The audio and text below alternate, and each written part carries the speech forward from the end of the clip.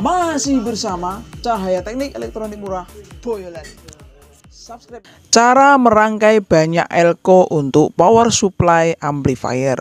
Banyak pertanyaan yang beredar seputar elko untuk power supply, untuk power amplifier, khususnya watt medium dan watt besar.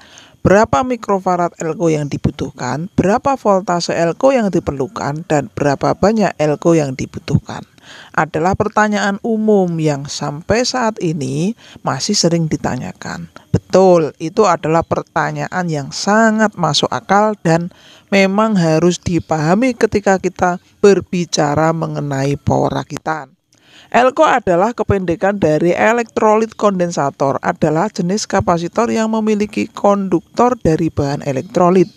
Pada banyak jenis kapasitor, termasuk yang kita kenal dengan kapasitor milat, keramik, kertas, mika, dan lain-lain, kondensator adalah sebutan untuk kapasitor. Elko biasanya digunakan untuk kapasitor yang memiliki polaritas atau katup negatif dan positif, serta memiliki nilai 1 mikrofarad ke atas. Namun secara khusus kapasitor memiliki beberapa fungsi berdasarkan tujuan. Dalam sebuah power supply, kapasitor berfungsi sebagai filter untuk menurunkan tegangan ripple. Tegangan AC dari trafo yang disearahkan oleh dioda itu masih berupa tegangan ripple atau masih mengandung riak AC yang besar. Bisa dibilang sebagai tegangan DC tapi belum murni seperti itu. Tegangan ripple yang besar ini sebenarnya tidak menjadi masalah yang besar jika untuk menjalankan motor listrik DC. Tapi jika digunakan pada audio, namun tegangan ripple yang masih disearahkan oleh dioda saja belum dipasangin elko akan menyebabkan suara dengung pada audio. Semakin besar tegangan ripple, maka akan semakin besar suara dengung yang dikeluarkan perangkat audio. Untuk menurunkan tegangan ripple ini, peran elko sebagai filter dibutuhkan pada sebuah rangkaian power amplifier. Jika audio masih mengeluarkan dengung, artinya tegangan ripple masih cukup besar, sehingga elko mungkin perlu untuk ditambah kapasitasnya. Untuk menurunkan tegangan ripple, semakin kecil tegangan ripple, semakin bagus untuk audio. Karena tegangan akan semakin bersih dan mendekati arus DC murni seperti baterai atau bisa disebut dengan aki. Sekarang kita menginjak rumus pemasangan elko pada power amplifier.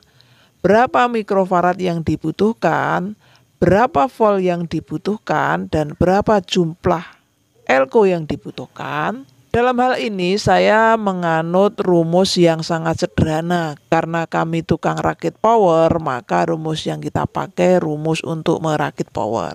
Untuk 1 ampere trafo dibutuhkan hanya 1000 mikrofarad saja.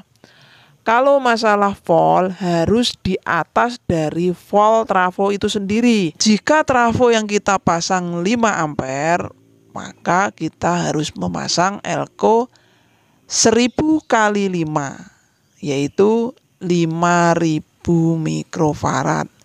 Jika elko yang kita pasang 1000 mikrofarad, maka kita harus pasang 5 set supaya bisa dapat angka 5000 mikrofarad. Jika yang kita pasang adalah elko 10.000 mikrofarad, maka kita cukup masang 1 set saja. Masalah volt harus di atas dari volt trafo. Jika volt trafo 45 volt, maka yang kita pasang adalah 45 volt ditambah 30% dari volt trafo. Jadi harus lebih tinggi di atasnya. Paling tidak lebih tinggi 30% dari volt trafo. Jadi tinggal ngaliin saja ya. Seandainya kita pasang 30 ampere, berarti tinggal ngaliin saja 1000 mikrofarad kali 30 ampere. Jika yang kita pasang 40 ampere, maka kita harus memasang 1000 kali 40.